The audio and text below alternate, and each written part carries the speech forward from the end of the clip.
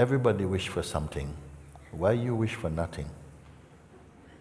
As a result of listening to the invitation, everything, all the ideas you were holding on to fell away. All that was left is, okay, nothing is left. And we said in this nothing, unexpectedly, we found that there was love arising in this emptiness space, and a joy, and the silence. Am I correct in this saying? Yes. Yes, okay. So it's not nothing as in black hole. Somehow in this sense of this space of emptiness, surprisingly you may say, that one feels totally at home and peaceful and happy. And did you have to be doing anything to be in this emptiness at all? So here you are, emptiness, and not disappointed. Not disappointed. Empty, empty, empty, empty, and finding something. One man, he was telling a joke, actually a comedian, one Christian comedian, he was saying that they were so poor growing up, no? That at Christmas, his father brought him a present, and he opened the box, the present, and it was nothing in there. And the father said, "It's the invisible man. It's the present, I bought you a present in the invisible man." And then the boy was only like 6 or 7. He goes, "Wow, Dad, that is fantastic." And the boy said, "I played with it for 3 weeks, the invisible man, until his brother hid it." Okay? So you see the power of imagination. My father bought me a present, Invisible Man, and I played with it. Most fantastic games I had with Invisible Man for 3 weeks, until my brother hid it somewhere. I couldn't find it, and we can do this, no?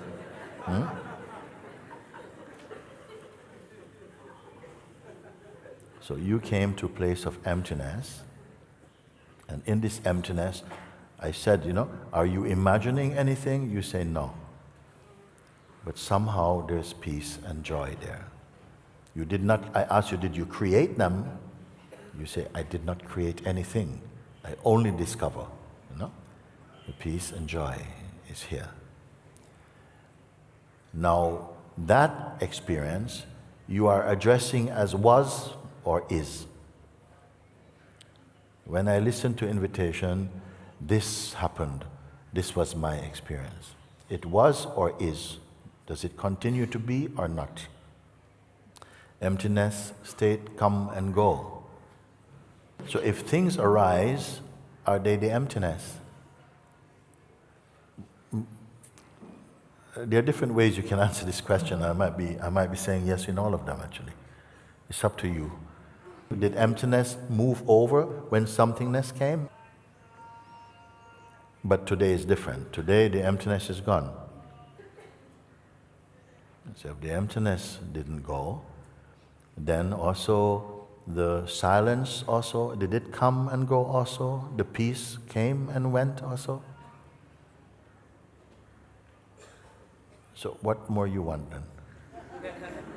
I'm just checking, Did it really go? I want to be free. Well, let's just look. I don't think you're far away from the freedom. I know you are.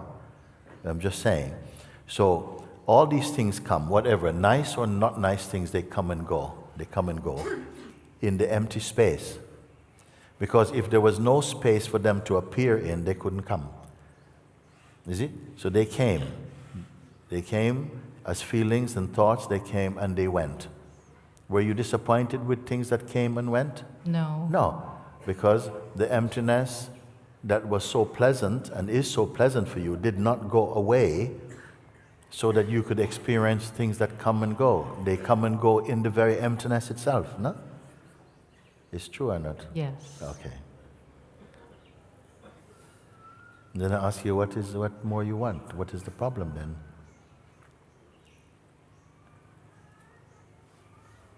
If you see that whatever it is comes and goes, nice feelings come, nice feelings go. Sad feelings come, or thoughts, and they come and they go.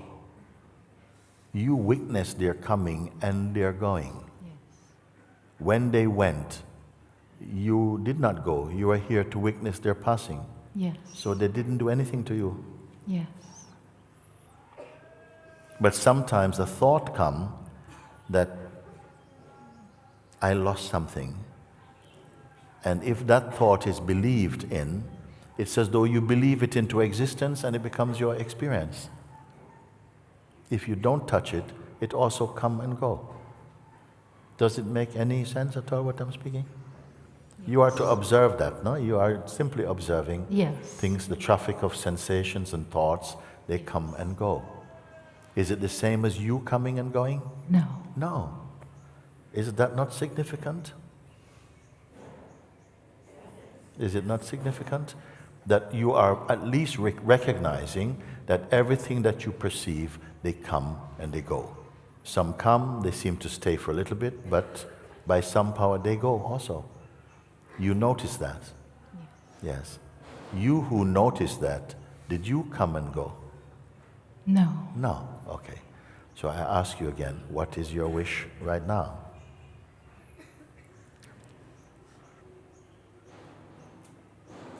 To realize my highest truth fully. Is it not the same that maybe the highest truth is that everything appears and disappears except you who witness their appearing and their disappearing? Is that not high, pretty high? We'll see if there's higher than that. We'll see if there's higher than that. But is that not really good? That everything, sweet or not sweet, come and go. How do you know that there's another seer if you are not there? I'm there. I do see it. Yeah. You see, actually what you're speaking actually is quite truthful. You say that there is something, even though the sense of the person with all of its ideas and projections and memories and attachments and desires and so on, is seeable. Something sees it. They say, okay, then stop reporting about the traffic of sensations seen and let's go to the one who sees. What is the environment like of the one who sees? Is it the same as the thing that it is seen? And you say, no, it is more spacious, it's more calm, it's more peaceful there. And I said, but why is there not satisfaction with that? You say, because actually even that one occasionally seems to go into an investment in what it sees. Huh? So therefore, that itself must be seen. Are we getting lost? No. So if even that itself is seen, then it is proof that a deeper field of seeing perceives even that seer, which has got some quality, some interest. That is also seen. Okay? Did you move to a new position to recognize this? No. No. Then what is now to be done? What is now to be done? Well, I will tell you what is to be done, so to speak, is that that final place behind which there is no more space to go, it sees, it just sees. But it sees with detachment. It's not seeing, it doesn't want anything from the seeing. It cannot help seeing. But it's not busy seeing. It's not particularly interested in what is seen. Seeing seems to just be a part of what is here. Can this be seen? Understood? But in this place, this seemingly highest place that you speak about, is there any more progress to be made there? No. No. Okay. Does it feel happy or sad in itself? Does it have those emotions even? No. No. Would this be an answer to your prayer? Whoever was praying?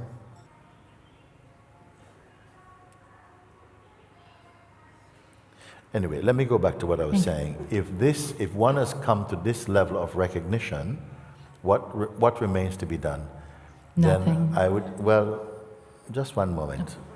I would say Excuse me. that because there seemed to be still the possibility of an activity to get pulled back into shape of a person with its own problems again, I would say to keep looking to see, is that really possible that from that space, which is without shape in you, you're formless, yet you know you are here, is it really possible that you, the formless space, gets pulled into the shape of a person? And to keep looking at that to see if that is a truth or that is imagined. This thing, I would say, to marinate in your understanding, to keep looking and checking until the possibility for the play of delusion to happen is exhausted. Does it make sense?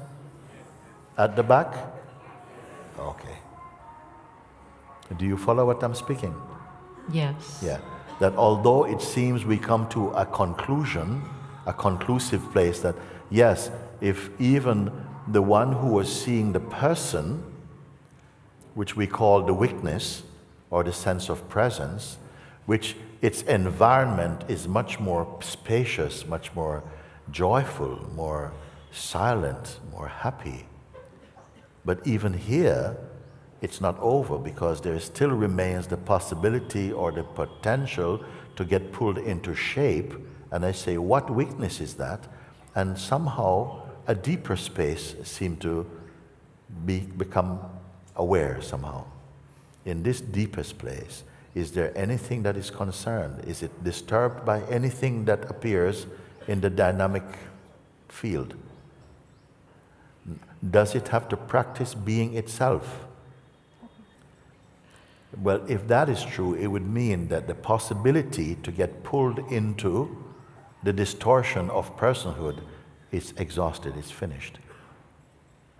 And yet you say that actually there is something higher than the earlier statement.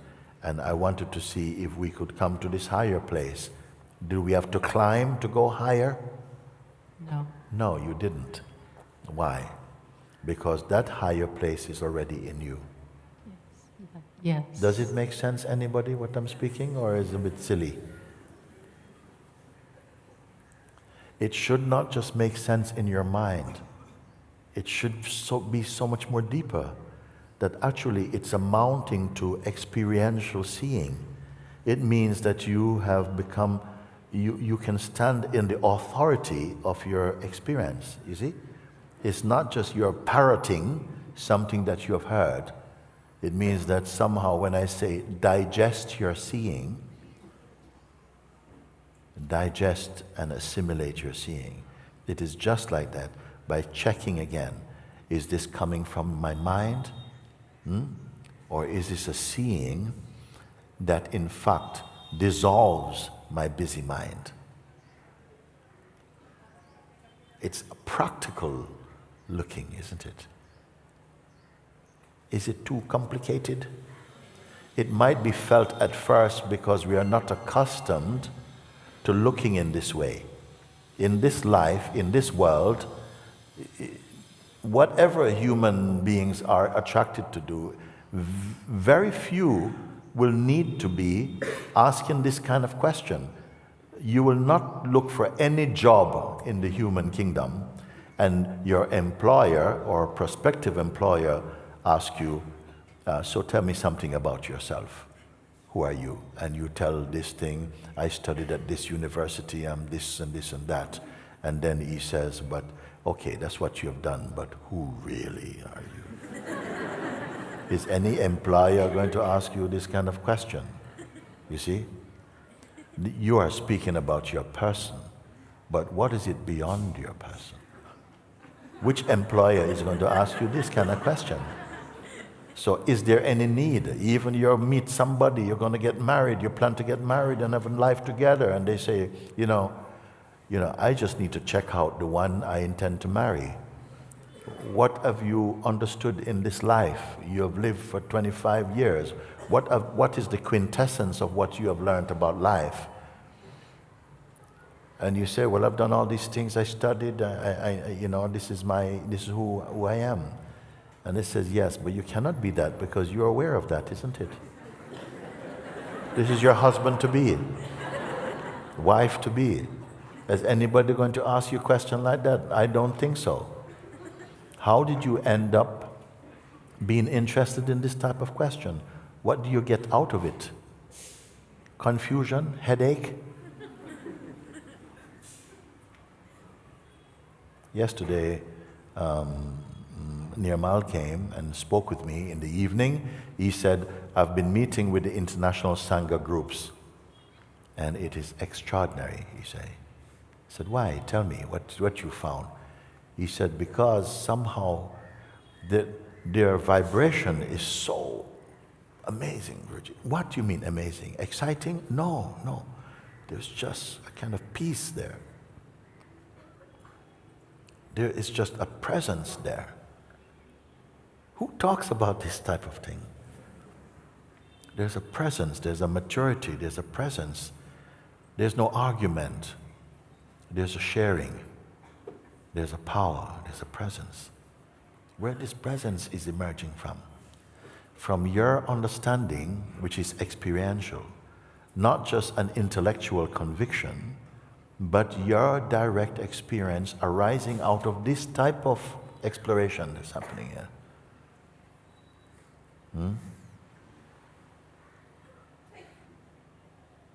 Where you're not being asked to visualize or to imagine or to create any projections. You're merely discovering. What you discover, does it last? Ultimately, what you are discovering, is it something that you must keep holding on to it?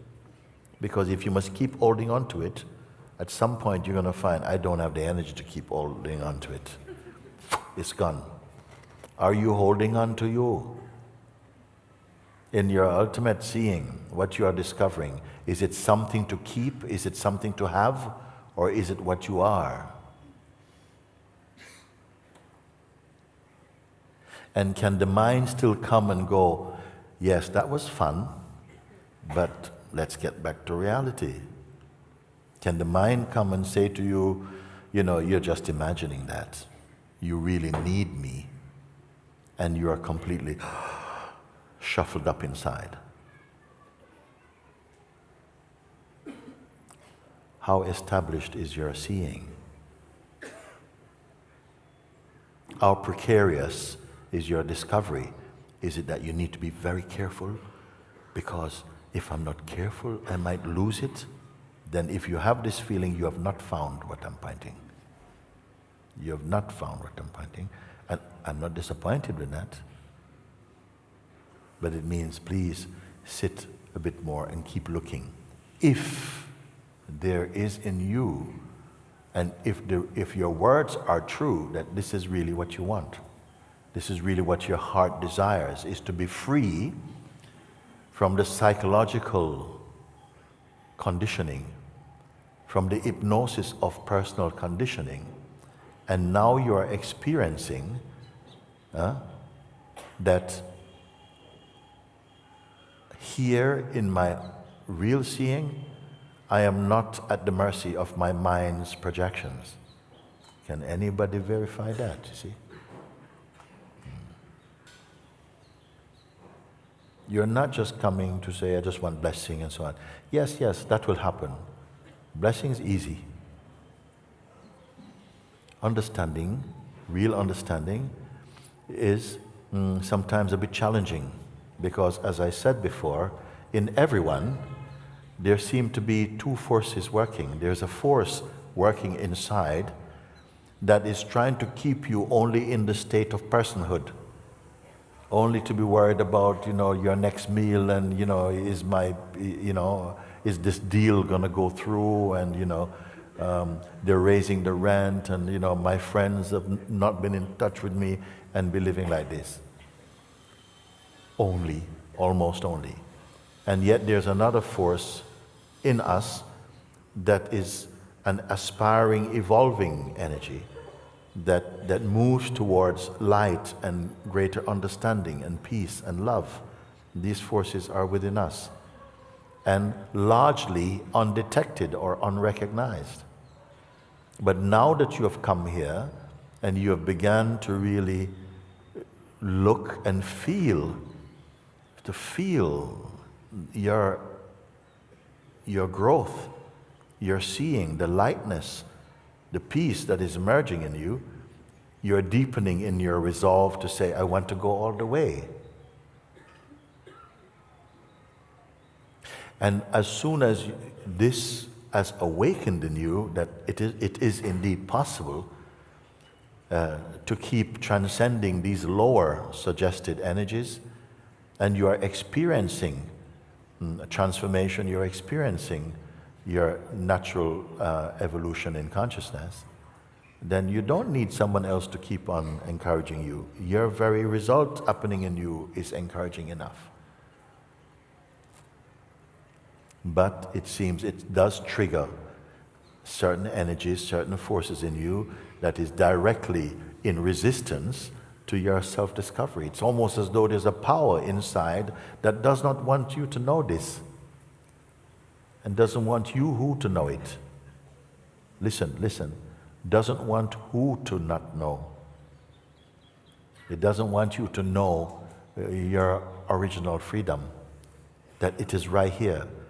That your highest desire for freedom, I won't send you in any direction for it because it's right here, and to show you where it is, how it is. And it seems that there's a force that wants to shut down. It arises as suspiciousness and resistance and judgment and fear and all these things. Things which you can observe and recognize their transientness, that they're not real. They gain a sense of reality from your belief and identity. And I know you won't just catch it one time I say it. So this is why I've come here and I'm in Rishikesh for a month. Plenty of time, by the way, to come out of the limited field of personhood into the expanse, the immeasurable expanse of pure being.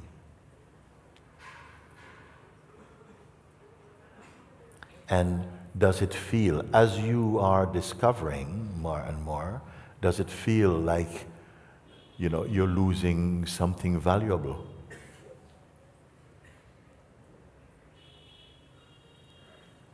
I wanted to let you see that all that the mind is holding on to like treasures, as you go beyond them, you see that you're always here. You are always here. If everything was taken from you, everything, you are still always here. It's important to experience and be confirmed in the reality of this, not imagination. And then the fear of disillusion, the fear of death will leave you. Also the fear of life, because people are also afraid of life also, isn't it? Fear will go.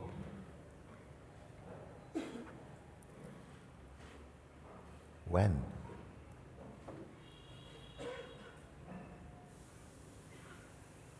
I had to call yesterday, I called some of my intimate Sangha together and to check them out, to say, you have been with me for a few years. What have you been doing with my teaching? Why it should be taking 3-4 years? Why? Explain. It was quite interesting. I will show you. We recorded it also.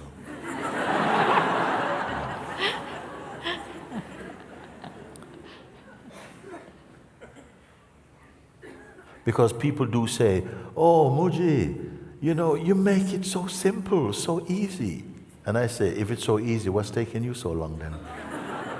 Just asking. Because I'm not in a hurry, I'm not taking commission.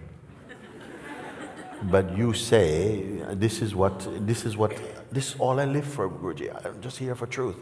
Then I say, okay, what is stopping you?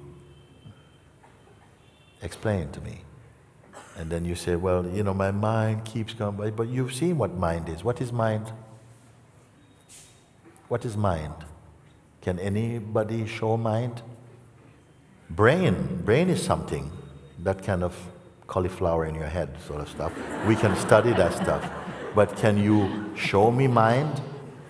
Mind just means thought. And thought believed in. Then you say mind. It's not really an object, in fact. Anyhow, do we need to proceed any further than this? Yes. No.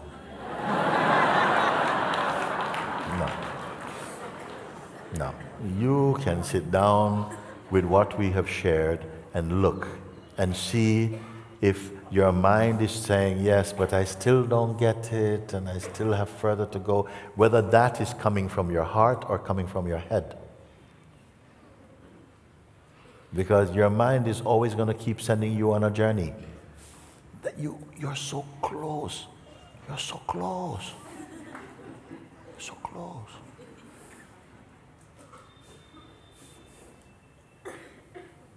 You're so close to the infinite. So you must be standing a little bit outside, maybe a little infinite. You need to really begin to look at the things you say and prove if they are true. Otherwise, we're just gathering information, gathering more information. Maybe become proud of how much information you have. But here is not about information. Direct experience, that's all. And I'm not asking you to be creative, because then some people will say, well, I'm not artistic, I can't create. No. So I'm not asking you to create. But to look, everybody can look. Even a blind person can look at what we're speaking. Even a physically blind person can say, actually, yes, I can see it. With what? With what they can see? With these fleshly eyes? No. With understanding, with the intelligence of your heart, you can see. And it is enough. It is enough. We don't need to turn this into some circus. It is enough. You see? But if you keep offering these things to your mind, it's never going to be enough. Because the belly of the mind is never full. It's awful. It's never full. Excuse my bad English. Okay, I'm going to leave it for the moment. Mooji, save my life, so help me God. I thought that was done. I thought we're safe enough. No, I am here. I am here now. No, you see, it's like for me, somebody's drowning in the sea and help me. And the boat come and we pull you out and you're in the boat now. And you say, please help me. I said, no, you help enough. You're out the water. What we talk is enough to be out the water. Now just dry off and put some jumper, go and have a cup of tea. Why? I said, please help me. And I'm serious about this. Recognize your transcendence. Recognize. If you keep saying, but with what you have said, I'm still drowning. How I can't believe this. Because I know that it's not about more words. It's not more words you need, you see. But something is more believing in the habit of your thinking than in the proof of your seeing. Please look at it again.